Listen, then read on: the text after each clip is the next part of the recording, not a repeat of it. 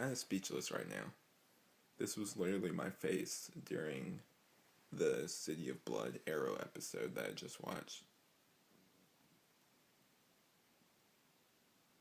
Like, literally, like, there's almost no words. And I thought next one was going to be the season finale. Turns out we're not going to get that for a while. So much happened in this episode. I made the point earlier, I think, maybe on this, or maybe I told somebody. If this was season one, I feel like this would be the finale. There was so many cliffhangers in this one. Basic run through of the story. Spoiler alert if you haven't seen this yet. Dylan, talking to you. Don't watch this if you haven't seen the episode all the way through. So, this episode opens immediately up with the funeral of Mora, which I thought was really touching. Some of the moments we get in there with Walter, who we really don't see unless something really major happens. I mean, like, he's kind of just like a big character. I kind of thought they kind of wrote him off a little bit. We get the whole thing with him talking about, like, the memories and everything. Then Isabel shows up, and starts talking to Felicity and Diggle about how she's gonna. It's like, oh, well, Oliver didn't show up for his old mother's funeral, so maybe he'll show up for yours. So we get that whole thing. There's a lot of similarities in this to Dark Knight Rises. At first, Green Arrow sort of lost the will to live after seeing what happened with his mother, and he's kind of done. Like, he doesn't want to do this anymore, and so he was gonna surrender himself off to Slade. But as this is going on, what's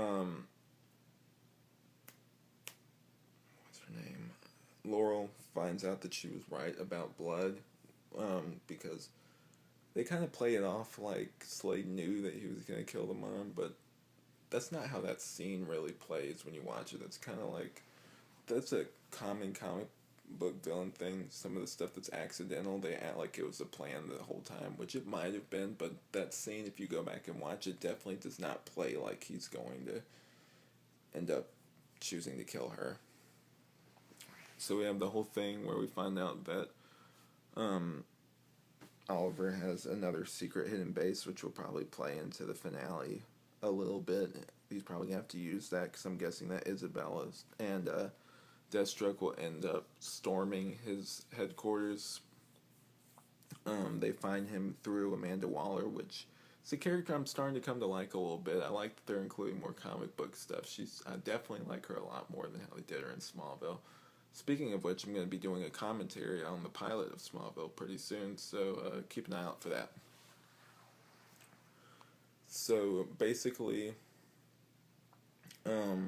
they find him, they try and talk some sense into him. He doesn't listen, he tries to surrender himself, while he finds out that his sister Thea is leaving due to the recent events.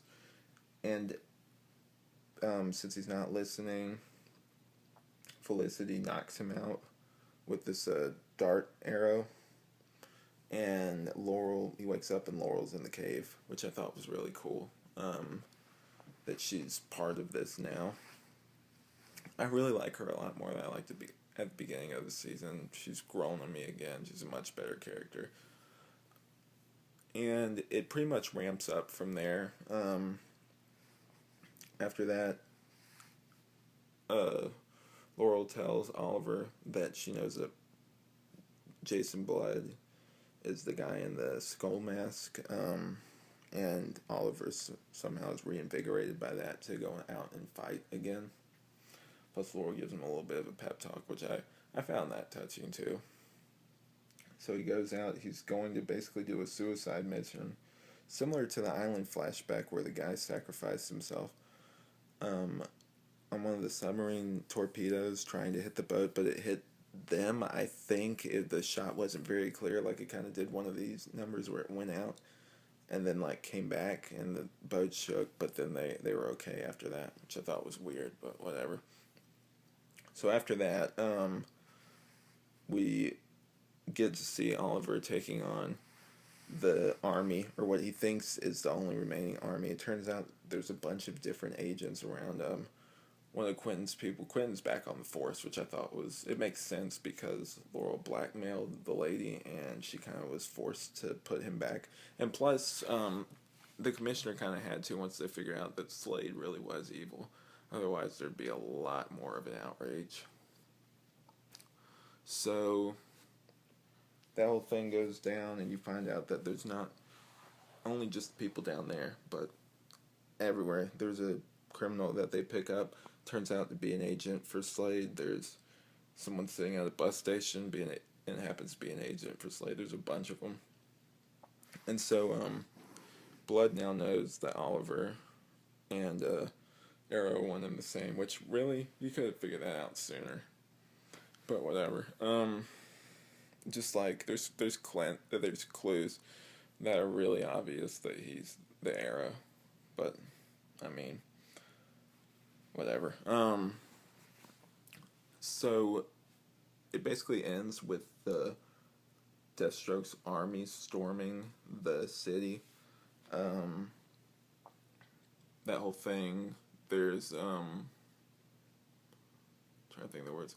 We see Isabel in the Ravager costume. I was looking for that name last time and I couldn't think of it. We see her at the end. She's fighting Diggle. It has a line about, well, you killed me the first time, now it's my turn to kill you. The costume looked okay. That's a hard costume to translate, but I think they did a decent job. So this one's basically just like build up for the season finale.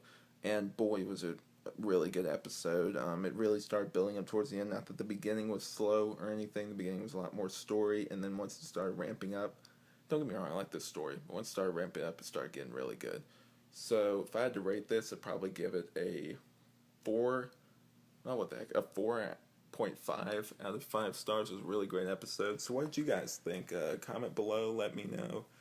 And what do you how do you think the season finale is going to end? The preview we saw included Malcolm in it, so I'm wondering if he's going to play in. I hope towards the end, I know they only have 2 more episodes left, but I hope it doesn't become too convoluted or anything. They've managed to sort of do this interesting juggling act where they've managed to balance every single element, so I hope that continues. I have faith in them. They're good writers. So, yeah, that's about it, and I will be doing the 100 reviews, more of those soon. I need to watch them. I haven't had time recently with classes and finals, so I will get to that soon, though. Okay, see you guys later. Like, subscribe, comment. Bye.